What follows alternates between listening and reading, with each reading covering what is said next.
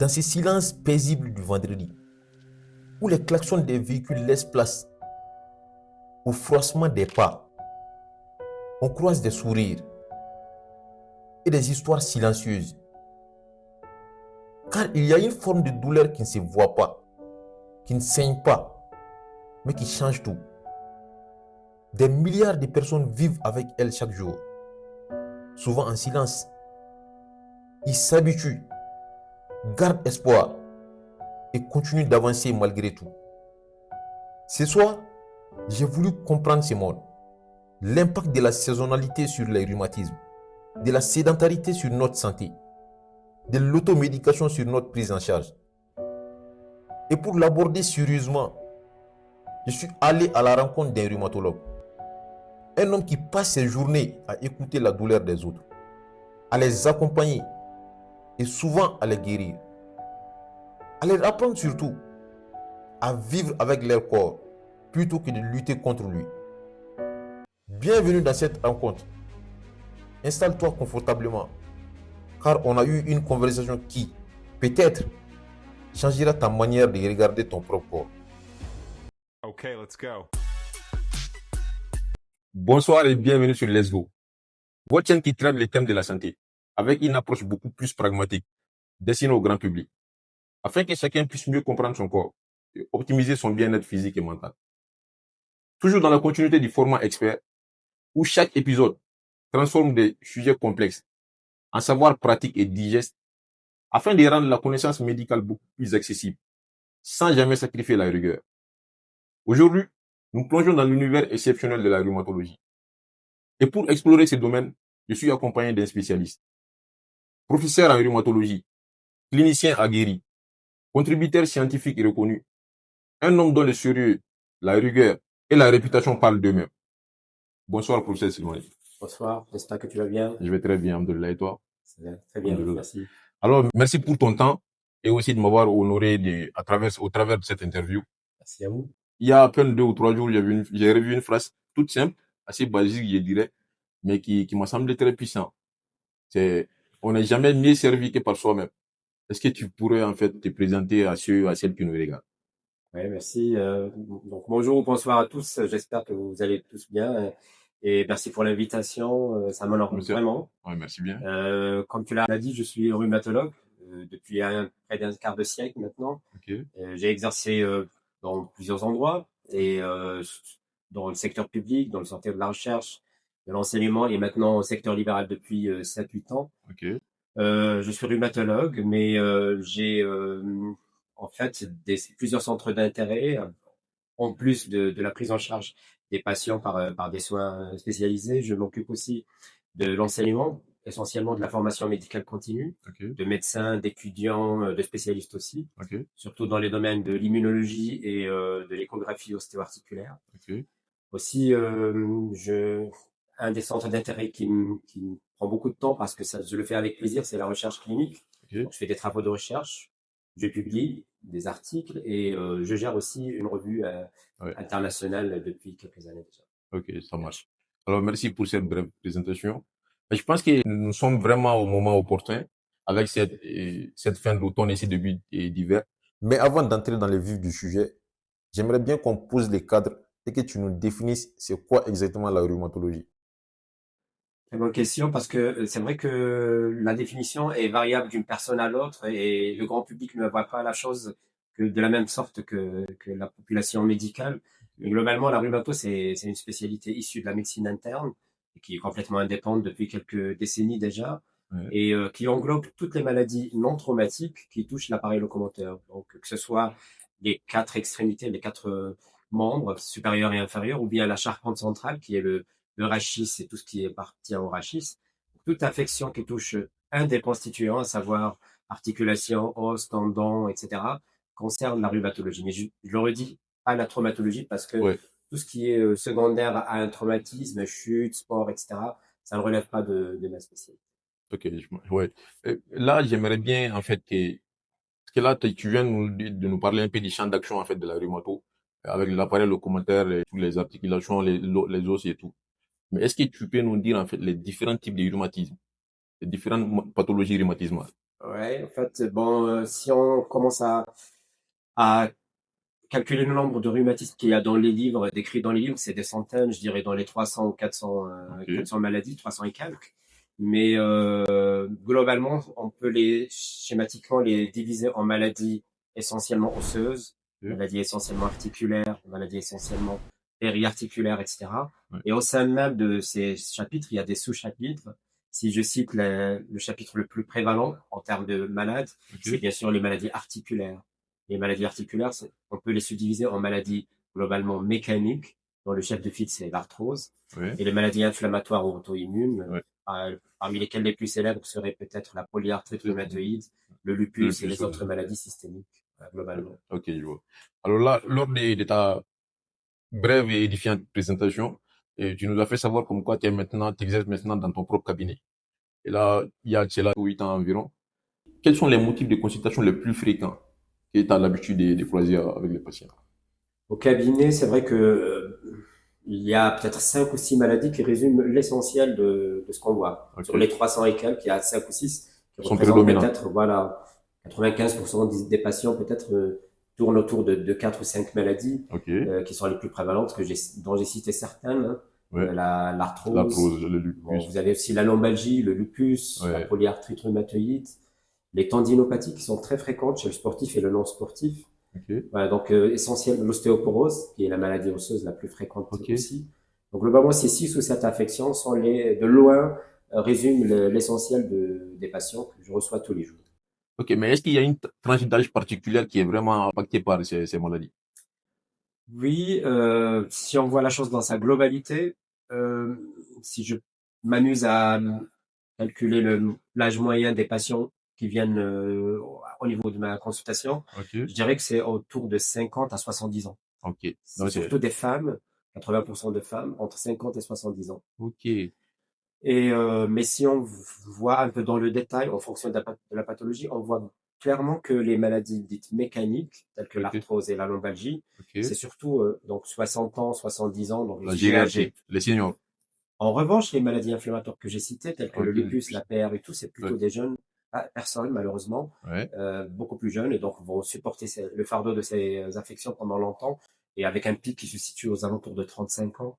Voilà, donc il y a une dichotomie entre maladies inflammatoires et maladies mécaniques. Ok.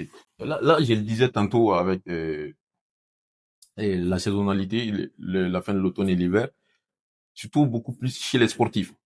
On ressent en fait cette multiplication en fait des problèmes rhumatologiques et tout. Est-ce que tu pourrais nous dire en fait l'impact de la saisonnalité sur les maladies rhumatismales?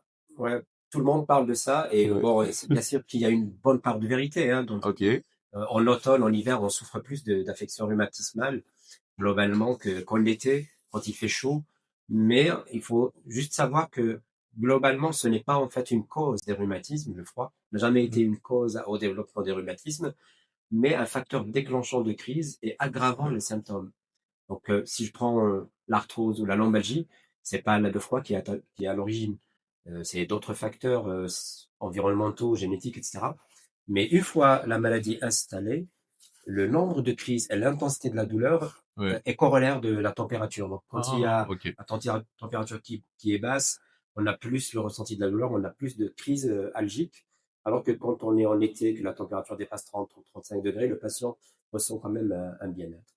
Ouais, je pense que maintenant, avec la clarification que tu viens d'apporter, je me rends compte à quel point il y a beaucoup de personnes qui, je dirais bien qu'ils savent, ils prennent pas forcément la mesure et du fait que en fait la température n'est pas une étiologie, genre ce n'est pas une cause, mais beaucoup plus un facteur déclencheur.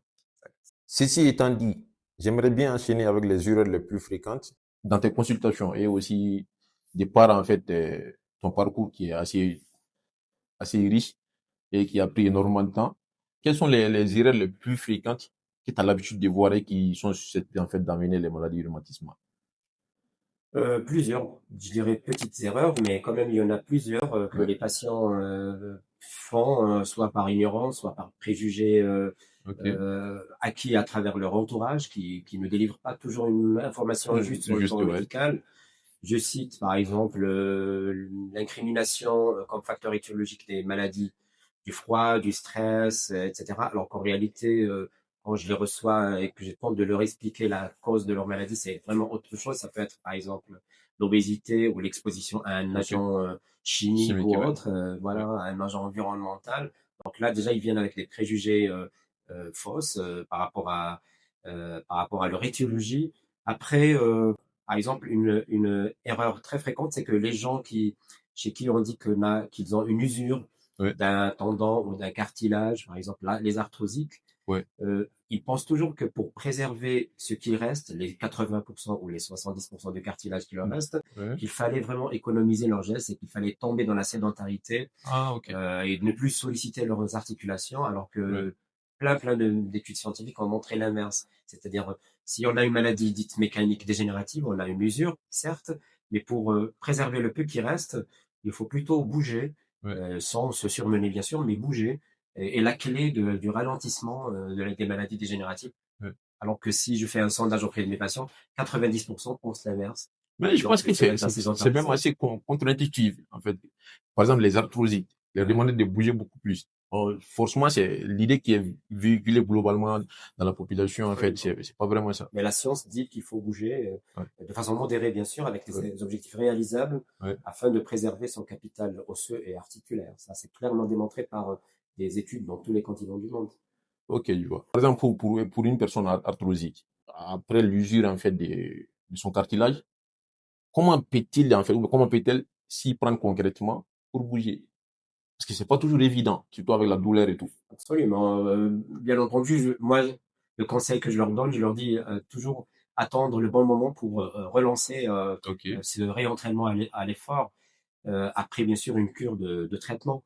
Et Ouais. ces cures de traitement combinent à la fois des moyens pharmacologiques, tels que les antalgiques que tu connais très bien, ou Ouais. les INS, Ouais. etc., des compléments alimentaires qui Ok. favorisent aussi la trophicité de l'appareil locomoteur, Ouais. et des mesures non pharmacologiques, telles que la perte pondérale, euh, l'alimentation saine, C'est etc. vrai.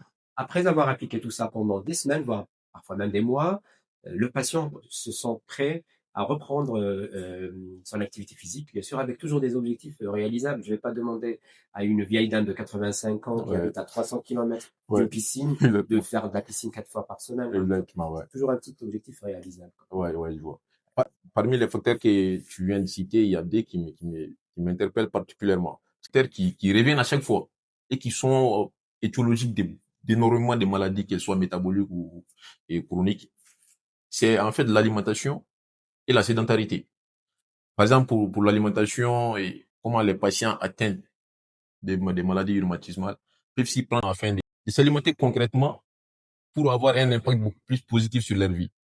Et juste pour rebondir avec la question sur la sédentarité, il y a une étude qui est parue en 2016 sur l'activité physique et la sédentarité dans des Lancet, et les conclusions étaient que les gens qui étaient peu actifs et qui passaient plus de 8 heures par jour étant assis, soit au bureau ou autre, avaient un risque de mortalité en moyenne de 40%. Et encore ceux qui passaient plus de 5 heures par jour, mais qui étaient aussi peu actifs, et soit devant une télévision ou en étant en train de scroller, avait encore un risque de mortalité beaucoup plus élevé. Parce que la probabilité de grignotage était beaucoup plus forte et que l'interruption du temps passé assis était quasi absente. Et là, récemment encore, il y a une étude qui est aussi parue, une étude finlandaise, qui parle en fait du fait que même les sportifs, c'est qu'on a l'habitude de prendre comme référence les sportifs de haut niveau et les athlètes, qui passaient deux ou 3 heures de temps dans la salle de gym, mais après, qui avaient plus de entre 12 et 15 heures de temps, qui passaient en train de jouer à la FIFA ou à d'autres consoles, ils étaient sédentaires. Donc, du coup, en plus de la question sur l'alimentation, j'aimerais bien que tu nous dises concrètement comment bouger. Parce que là, c'est pas toujours évident, surtout pour le grand public. Ouais, merci beaucoup. Je commence par l'alimentation, bien Ouais, sûr. ouais, comme vous voulez. Beaucoup de rhumatisants se demandent quels sont les régimes alimentaires possibles afin de réduire ou carrément guérir de leur rhumatisme.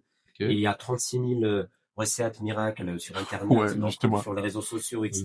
Ouais. Des médecins et parfois même des pseudo-médecins qui délivrent avec une confiance élevée des recettes soi-disant magiques, mais malheureusement qui sont pour la plupart du temps non prouvées par la science, voire même parfois dangereuses parce qu'elles sont restrictives. Ouais. Donc nous, pour les patients qui ont des rhumatismes mécaniques ou même inflammatoires, la première chose qu'on leur recommande, c'est une alimentation saine, c'est-à-dire healthy, Ouais. qui permet, si la patiente ou le patient est obèse, de réduire son poids et atteindre un IMC inférieur à 25. Ok.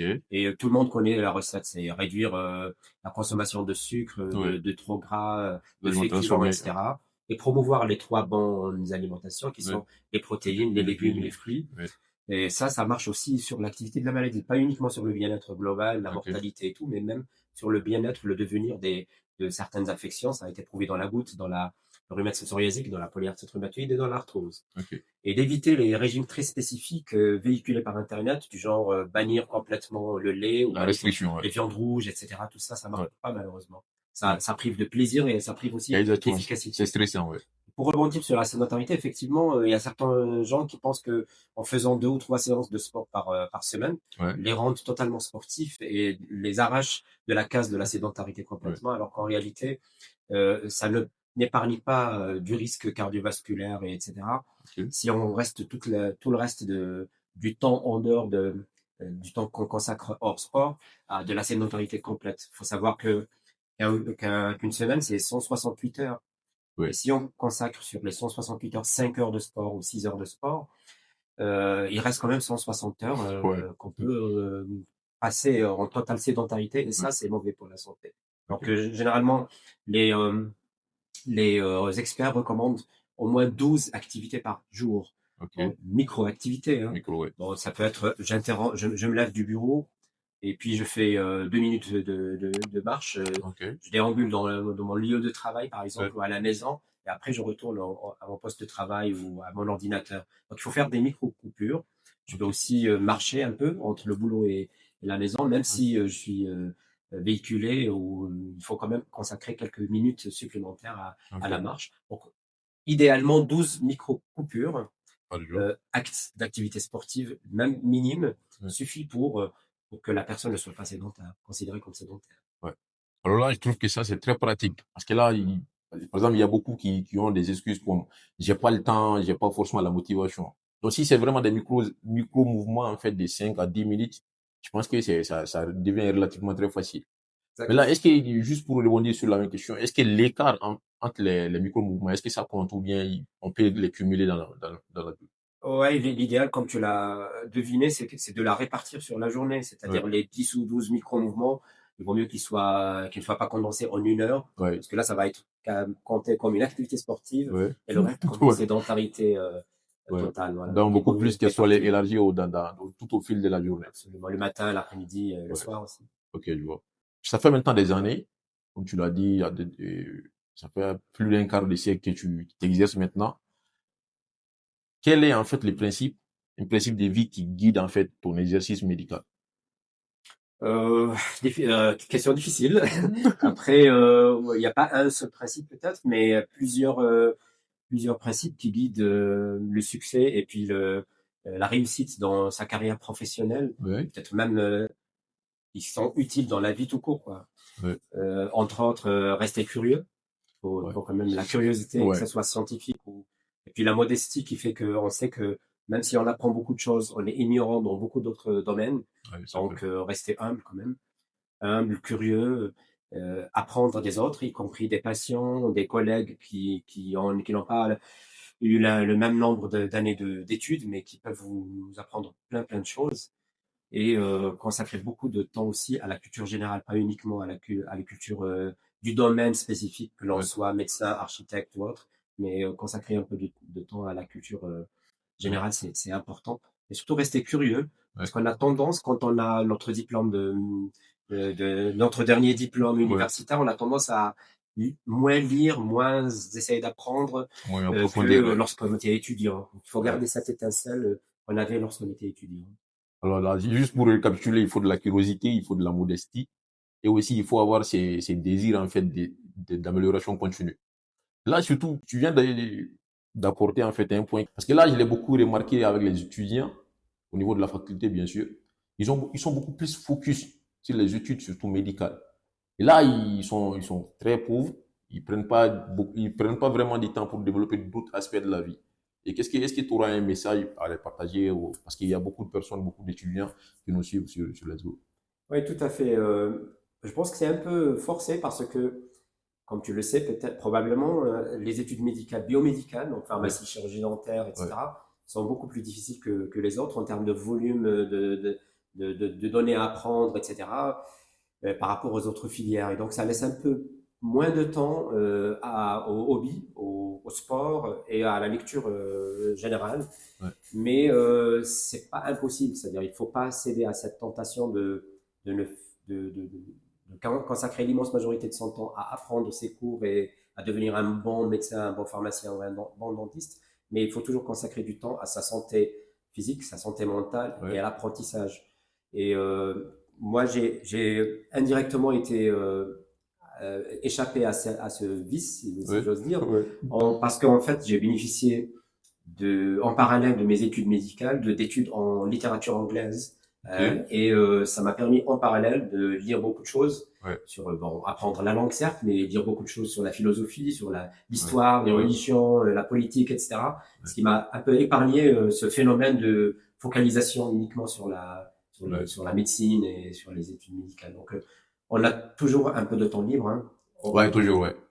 Au moins 2 heures par semaine, ça va pas nous tuer, ça va pas Exactement, pénaliser ouais. notre carrière d'étudiant ou notre carrière de médecin. Ouais. Et en plus, je pense que même les activités extra-universitaires, c'est-à-dire hors de notre domaine d'études, ça nous, ça nous permet beaucoup plus de mieux appréhender, de mieux comprendre en fait notre domaine. Tout Donc, à fait, oui. ouais. Donc, en fait, maintenant, j'aimerais bien qu'on aborde le volet des mythes. Et comme tous les domaines, que ce soit médical ou autre, quels sont les mythes que tu as le plus souvent l'habitude de rencontrer ou d'entendre lors des consultations avec les patients? Et surtout les plus dangereux. Oui, bon, on a parlé des préjugés. Là, pour les mythes et les pratiques même dangereuses de certains patients, sans le savoir, les pauvres, certains viennent en prenant des médicaments qui sont inappropriés parce que une des particularités en Algérie, c'est l'automédication très aisée. Ok. L'accès à plus de 95% des molécules disponibles en officine en accès direct euh, en, auprès du pharmacien sans passer par la case médecin. Donc là, Ok. ça fait que généralement, un patient, quand je le reçois la première fois, il vient déjà avec une liste interminable De de préjugés. drogues qu'il a déjà pris sur Ouais. conseil de pharmacien, mais pas que. Le pire, c'est que quand ça vient d'un voisin, d'une connaissance, etc., parfois c'est des produits dangereux, voire même contre-indiqués dans son cas, parce qu'il a de l'HTA, du diabète Ouais. ou autre. Ouais. Après, un fléau qui, certes, devient moins prévalent en Algérie, mais qui existe toujours et qui concerne quand même une bonne frange de la population, c'est le charlatanisme. C'est Ouais. la pseudomédecine, parce qu'il y a des pratiques qui existent jusqu'à maintenant de procédés parfois invasifs, parfois non invasifs, scarification, je sais pas, guérisseurs, etc., qui ne Ouais. sont pas admises par la science, Ouais. voire qui peuvent même se révéler être dangereuses Dangereux. dans certains cas et que le patient subit parce que dans sa quête de guérison ou de rémission de sa maladie très dérangeante parce qu'elle est douloureuse, va passer chez ce genre de guérisseur et vient parfois avec des catastrophes. Il n'y a pas loin que cette semaine, j'ai reçu une patiente qui est diabétique et qui s'est fait scarifier la peau des membres inférieurs et bien que bon ça remonte à 4 mois et jusqu'à présent la plaie est ouverte Waouh. parce qu'on ne sait pas exactement ce qu'il avait fait. Et puis la patiente est diabétique mal équilibrée, donc ça retarde la Waouh. cicatrisation. Ouais. Donc on passe d'une maladie douloureuse simple qu'on aurait pu régler par une consultation médicale vers une complication grave du diabète qui peut même dans les cas extrêmes justifier d'une amputation. Vous voyez, Waouh. ça pour un pays qui vit dans le 21e siècle, Ouais. ça devient un peu moins accepté par les médecins qu'il y a quelques décennies où c'était Exactement. relativement toléré, quoi. Ouais. Mais justement, tu viens d'évoquer en fait les pseudo-médecines. Est-ce que elles sont quantitatives ici en Algérie? Est-ce que c'est fréquent d'avoir des... Ça reste fréquent, malheureusement. Certes, beaucoup moins fréquente qu'il y a 20 ans, ou 25 ans, Oui. mais quand même, les personnes d'âge supérieur à 50, 60 ans, y croient toujours, une bonne partie y croient toujours, alors que chez les jeunes, généralement les plus jeunes, rares sont ceux qui recourent à ces méthodes-là. Donc, c'est certainement en train de diminuer et que ça va disparaître un jour, mais c'est pas demain hein, que ça va disparaître. Donc, Ouais.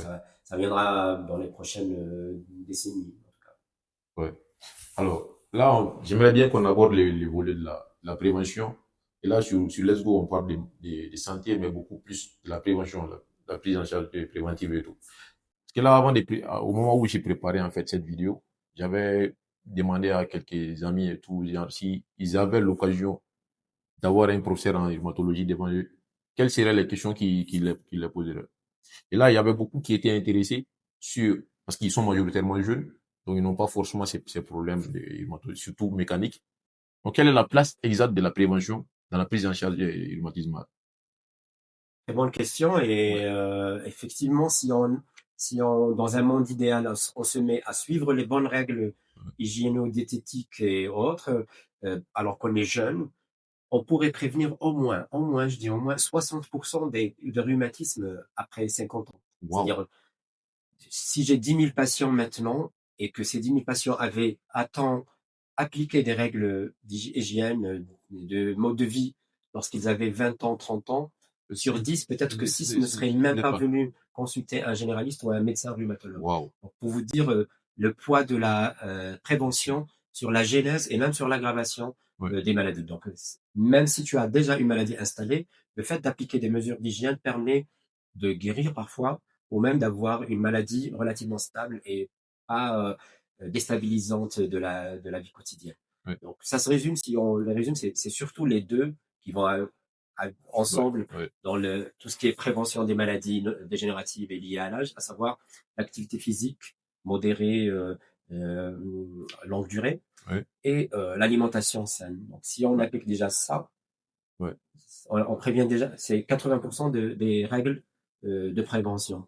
Manger sainement et bouger, ne pas être sédentaire tout court. Ouais. En adoptant le style de vie qui nous convient, bon, je vais pas forcer aux gens de faire la natation, parce qu'il y a des Ouais. gens qui n'aiment pas la natation, Chacun a ses ou la hobbies. musculation, ou la course. Voilà. Ouais. Ça, c'est 80% des mesures préventives. Après, il reste 20% consacré à beaucoup, beaucoup de choses que je ne peux Ouais. pas vraiment résumer ici. Ouais. Mais entre autres, l'exposition au soleil pour avoir une charge de Vitamine vitamine D. D, Ouais. voilà, convenable et avec l'effet antidépresseur et antidouleur du soleil que beaucoup Ouais. de gens ignorent. Ça peut être l'ergonomie au travail, donc la posture Ouais. lorsqu'on travaille sur ordinateur, la posture lorsqu'on travaille sur un travail en chaîne dans une usine, par exemple, ça compte énormément, ça prévient les affections rachidiennes, etc. Ok. La façon dont on dort, le nombre d'heures de sommeil, tout ça, c'est des mesures préventives contre les Ouais. rhumatismes. Mais les deux principales mesures, ça reste quand même une alimentation saine et ne pas être sédentaire. Ouais. Alors là, je pense que c'est vraiment très fort. Merci pour ce partage. Alors là, parce que là, comme tu l'as dit, en fait, ça permettra en fait d'éviter environ 80%, à minimum 60% des maladies que nous. Et le pire, c'est qu'en fait, ça concerne pas seulement les maladies rhumatologiques. Ça a aussi des incidences sur quasiment tous les Absolument. volets de la santé. Les cancers, les maladies Et ça, métaboliques, oui, cardiaques et tout, voilà. oui, Tout est concerné par l'alimentation saine oui. Et et surtout l'activité physique. l'activité physique. Ouais. Ok. Alors maintenant, on vient de donner des conseils pour la prévention, juste pour éviter de tomber, en fait, dans les maladies rhumatismales. Et maintenant, est-ce que tu auras, en fait, des conseils à partager avec celles qui vivent quotidiennement avec ces maladies rhumatismales?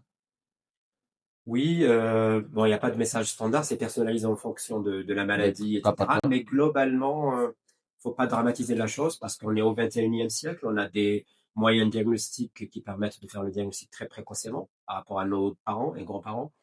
Nous avons des traitements beaucoup plus efficaces, beaucoup plus puissants et mieux tolérés que les médicaments qu'avaient nos parents. L'accès aux médecins généralistes est très facile en Algérie. Ouais. L'accès aux spécialistes aussi est devenu beaucoup plus facile qu'avant, qu'il y a quelques 10 ans ou 15 ans seulement. Ouais. Voilà, donc la prise en charge s'améliore année après année et surtout décennie après décennie. Donc il ne faut pas être fataliste et penser que lorsqu'on a un rhumatisme, c'est la fin du monde, on est condamné sur le plan professionnel, sportif, conjugal, etc.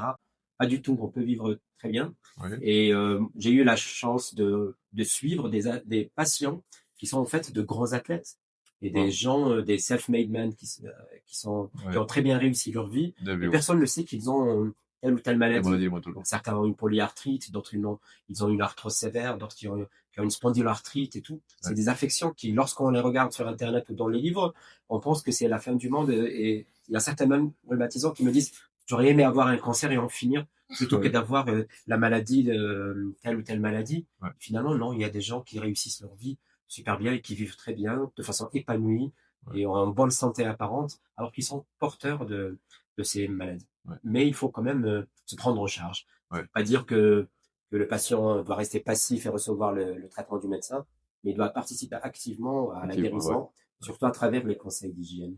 Ouais. Ouais, je trouve que c'est réjouissant et ça donne beaucoup d'espoir à ceux qui vivent éventuellement avec ces maladies. Alors, tu l'avais dit au début de ta présentation, tu as beaucoup de centres d'intérêt, dont justement tu es directeur de publication au niveau des BJMS, Batna Journal of Medical Sciences. Est-ce que tu veux bien nous décrire un peu l'histoire de la genèse et aussi de la prospérité des BJMS, qui est actuellement référencée au niveau mondial?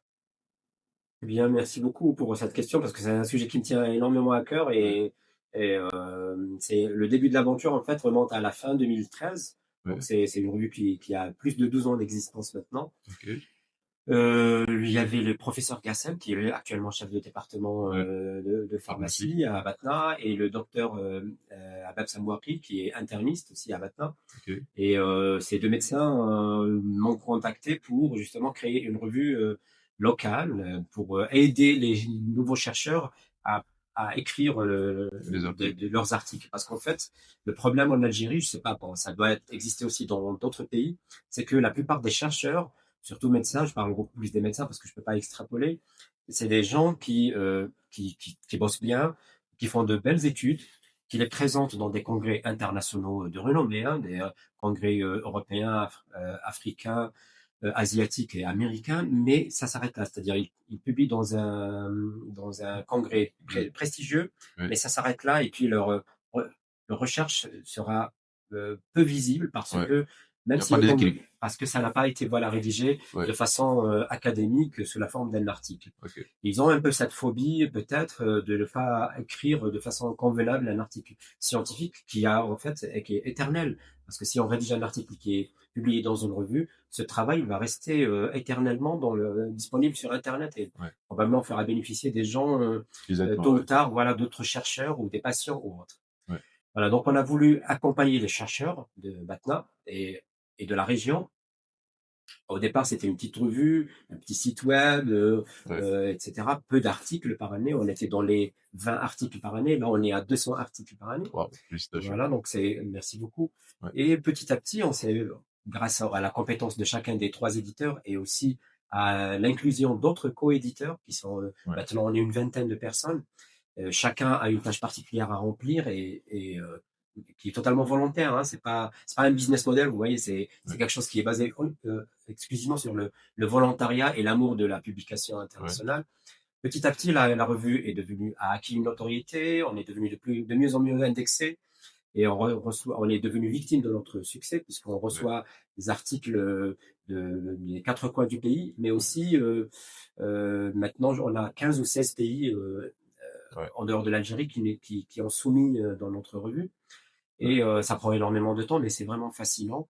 Et à partir de 2023, nous ouais. sommes devenus la revue biomédicale la mieux indexée, la revue biomédicale algérienne la mieux indexée dans le monde. Donc, Wow, bien sûr, on va pas s'arrêter là et on va espérer ouais, d'autres bien sûr. indexations et une plus grande visibilité et notoriété. Ouais. Voilà, bravo pour ça, pour cette initiative et cette et prospérité surtout. Merci. Je m'étais un peu amusé sur la plateforme de BGMS. J'avais vu un article sur la conservation des antipaludéens qui avait été posté par un Nigérian et tout. Absolument. Ouais. Ouais, justement. Récemment, c'était Ouais, c'était récemment, récent. justement. Alors maintenant, tu l'as dit tantôt, en fait. Dans ces mondes où il y a énormément de publications d'articles, quel est en fait l'intérêt de poster encore des articles? Et surtout, dans un monde où on assiste, en fait, je dirais, à une banalisation de la publication scientifique par le journalisme scientifique. Et aussi, le ghostwriting. Comment vous faites, vous, à votre niveau, pour éviter, en fait, la rédaction, en fait, des articles, soit par l'IA ou bien des articles fantômes qui vont apparaître? Comment vous gérez cet aspect de la revue? C'est vrai que ça devient de plus en plus difficile de contrôler ces choses parce qu'on assiste à une abondance de l'information. Ouais, Donc, si on n'est pas armé par des outils qu'on a acquis au fil des années, des outils de lecture critique d'articles, de détection de faux articles, etc. Ben, c'est des outils qui étaient au départ purement manuels. Ça tenait à la vigilance de chacun des éditeurs. Maintenant, l'explosion aussi de l'aide par IA dans Oui. la rédaction, l'aide à la recherche, l'aide à la conception d'études, à la conception de programmes, etc., a fait que c'est vrai que on est un peu inondé par de la fausse recherche. Mais heureusement que cette même IA qui fait qu'on est inondé par de la mauvaise recherche, elle nous aide, nous, en tant qu'éditeurs, Ouais. à détecter cette mauvaise recherche plus rapidement que lorsqu'on le fait de façon manuelle. Ah, ok. Donc là, je peux te dire que pour BJMS, par exemple, 70% des tâches faites par BJMS sont semi-automatiques maintenant. Waouh. Et on s'aide, voilà, ça réduit les tâches que, par Ah, c'est exemple, considérable. ouais, les tâches que, par exemple, que je peux prendre traditionnellement, je prends 3 heures, 4 heures pour détecter si l'article vaut le coup d'être publié ou pas. Maintenant, c'est une demi-heure, par exemple. Donc, il y a une réduction énorme Wow. du temps alloué parce que j'ai déjà des éléments détectés semi-automatiquement par l'IA. Ouais. Et après, je me focalise sur les éventuelles failles, etc. Donc, ça me permet un gain de temps. Le plagiat aussi, il y a des logiciels qui détectent très facilement le plagiat et qui sont fournis gratuitement grâce à une plateforme algérienne de publication scientifique. Donc, on arrive à enlever complètement ce problème. Ouais. La détection d'IA pure, donc des articles rédigés par des robots, là aussi, on a des sites et des logiciels qui nous permettent aussi de détecter. Voilà, donc quand même, on est armé face à cette menace qui est le, qui est l'intelligence artificielle et l'abondance des articles. Ok, là, je vois. Alors, tu disais en fait que avant la rhumato était intégrée en fait à la médecine interne. Maintenant que la rhumato, elle est vraiment une discipline à part entière, comment s'intègre-t-elle en fait dans une approche plus globale de santé? Parce qu'aujourd'hui, on parle d'approche One Health et tout. Oh, oui, la rhumato est en train de mûrir, comme toute spécialité, je pense que Ouais. la rhumato de 2025 n'est pas la même de 2010 ou de 2000. Ce qui nous a un peu aidé, c'est que c'est devenu vraiment un problème de santé publique, les maladies rhumatismales. Jadis, c'était des maladies luxueuses de la femme qui a un peu mal parce qu'elle est trop vieille Ouais. ou de la femme qui est trop soucieuse d'avoir une maladie type ostéoporose, etc. Donc, c'était ça la conception de la rhumatologie d'avant, une spécialité qui s'occupe des maladies de luxe. Mais avec l'explosion du nombre de cas, l'arthrose qui est devenue aussi prévalente que l'HTA, on a environ 1,5 milliard d'arthrosiques dans le monde, ce qui est Waouh. énorme, presque aussi, on a autant d'arthrosiques que d'hypertendus. Ça a fait que beaucoup d'autorités de santé dans les pays surtout développés et maintenant de plus en plus des pays en voie de développement commencent à réfléchir à ce problème et à allouer des budgets importants pour Ouais. la prévention et aussi la guérison et le soin des maladies rhumatismales. Donc, si on prend un pays très développé, par exemple de l'Europe de l'Ouest, la rhumatologie de ville, par exemple, absorbe et en deuxième rang en termes de coûts de santé, Waouh. derrière les maladies cardiovasculaires. Waouh. Dans les pays en voie de développement, c'est encore un peu loin Ouais. parce qu'on vient tout juste de sortir de l'histoire des maladies Ouais, infectieuses, ouais. voilà, donc qui tuaient énormément La d'individus transition. dans l'Afrique, par exemple. Ouais. Donc, on vient tout juste de sortir un peu des maladies transmissibles et passer vers la santé globale et la santé basée surtout sur les maladies non transmissibles. Donc, ça viendra, on est en retard un peu, Ouais. mais ça viendra dans les prochaines années. Ok, je vois. Alors là, ça serait correct de dire que, par exemple, pour l'arthrose et l'ostéoporose notamment, et en fait, c'est un déroulement naturel de l'organisme. En fait, non. Parce que, ouais, C'est vrai qu'il y a une corrélation entre, on va dire, si on prend les l'âge, prévalences, voilà, donc tu as l'arthrose et l'ostéoporose qui sont rares à l'âge jeune. ouais, Après, ça commence à augmenter, à devenir très, très prévalent à partir de 50, 60 ans. ouais, Mais ça ne veut pas dire que c'est des maladies de, fatalistes liées à l'âge et ouais, obligatoirement attrapées lorsqu'on on a un âge avancé. Bien au contraire, on peut même avoir des malades relativement jeunes, 40 ans, qui ont de l'ostéoporose, des malades qui ont 30 ans et qui ont de l'arthrose, et des ouais, sujets très âgés de 90 ans qui n'ont ni l'un ni l'autre. Donc, ouais, c'est vrai qu'il y a une corrélation, mais qui n'est ouais, pas parfaite. Et c'est pas une évolution naturelle liée à l'âge. C'est bah, vraiment des maladies. C'est ouais, comme le cancer et le ouais, diabète. Le cancer et le diabète aussi augmentent avec l'âge, Oui. mais c'est pas des maladies liées à l'âge. Le cancer, on doit le soigner, il peut atteindre le sujet jeune aussi. Donc il faut pas les voir comme une évolution physiologique, mais plutôt comme de vraies maladies à combattre. Ah, donc, il y a une corrélation, mais pas forcément une causation. Absolument. Ok, je vois. Alors, là, on arrive un peu à la fin de l'interview. Tu es un homme très respecté ici à Batna, surtout dans le milieu médical, par tes confrères de concert. Tu as accompli, tu es bien parti dans ta carrière. Tu as ouvert ton cabinet avec tes amis et tout. Vous avez initié la BJMS, la faire agrandir. En fait, qu'est-ce qui t'anime aujourd'hui, aussi bien dans le monde médical que personnellement? Et qu'est-ce que tu aimerais réaliser encore de plus? Très difficile de répondre à ta question. C'est vrai que on n'a pas les mêmes objectifs quand on était jeune que quand on est devenu moins jeune, certes. Ouais, ouais. Mais peut-être que c'est multifactoriel. Ça, il y a une base un peu peut-être éducative par rapport à ce qu'on a reçu pendant son enfance, les parents surtout, aussi les instituteurs. C'est important ce qu'ils nous ont inculqué, les objectifs dans la vie, ce qu'il faut faire, ce qu'il faut pas faire. Et après les rencontres avec les amis, des collègues et tout ça forge une Ouais. personnalité. Et puis les objectifs dans la vie changent d'année en année en fonction de notre maturité et notre background aussi, background éducatif, Ouais. religieux, etc. Ouais. Mes objectifs, c'est de bien soigner mes patients, de rester Ouais. peut-être, d'exercer le plus longtemps possible, hein, parce Ouais. que je me vois mal prendre une retraite. Ok. Aussi enseigner, partager. J'adore partager. Peut-être que Ouais. tout le monde peut témoigner dans ce sens que une des choses qui me T'en es- pousse à m'améliorer, c'est justement de pouvoir partager par la suite avec Ouais. avec des collègues, avec des amis et tout, Ouais. et améliorer la santé globale dans ma ville, Ah, je pense que mon cette pays interview aussi. est un exemple très, très flagrant. Exactement. Ouais. Ouais, Ouais. exactement. Et est-ce que tu as un dernier message pour ceux et celles qui nous écoutent comme mot de fin? Tout d'abord, merci beaucoup pour l'interview Merci à toi, ouais. j'espère que j'ai répondu à vos questions et que j'ai stimulé Réflexion. certains désirs positifs d'apprentissage et tout auprès des étudiants surtout parce que c'est le plus important, c'est la jeunesse en fait. La jeunesse d'aujourd'hui, c'est celle qui détermine le devenir d'une nation dans le futur.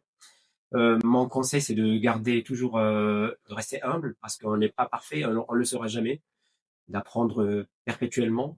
Euh, Lisez beaucoup dans votre domaine. Il faut être excellent dans son domaine, certes, Ouais. mais ne négligez pas le reste, Ouais. c'est-à-dire la culture générale, le sport, la famille qui est très importante. Ouais. Et puis voyagez beaucoup. Je suis un très grand voyageur. Ouais. Voyagez beaucoup parce que ça forge. Hein. Ouais, Ça nous donne un peu ça nous apprend la modération parce qu'on peut même sans le savoir être extrémiste dans certaines réflexions ouais. dans tous les domaines hein, de Ouais. la vie quotidienne. Ouais. C'est les voyages en rencontrant des gens d'autres cultures, d'autres horizons et qui réfléchissent d'une façon diamétralement différente, Ouais. qui nous rend un peu modérés et qui nous rend donc moins dangereux pour la société, moins Ouais. dangereux pour l'humanité. Même moins dangereux pour nous-mêmes. Absolument, ouais. Ouais. Je pense que c'est un levier quand même qui est très important et qui permet en fait pour une personne de s'épanouir, qui bien sur le plan personnel et qui est professionnel. Absolument. Alors merci bien, professeur Sylvani. C'est moi qui te remercie. Ouais. C'était vraiment, j'ai pris énormément de plaisir à faire cette interview avec toi. Merci. Et merci de m'avoir honoré de ta présence, de ton temps. Et vraiment, merci beaucoup. Merci. Alors, merci d'avoir suivi cette interview. N'hésitez pas de vous abonner, de liker et d'activer la cloche de notification. Let's go.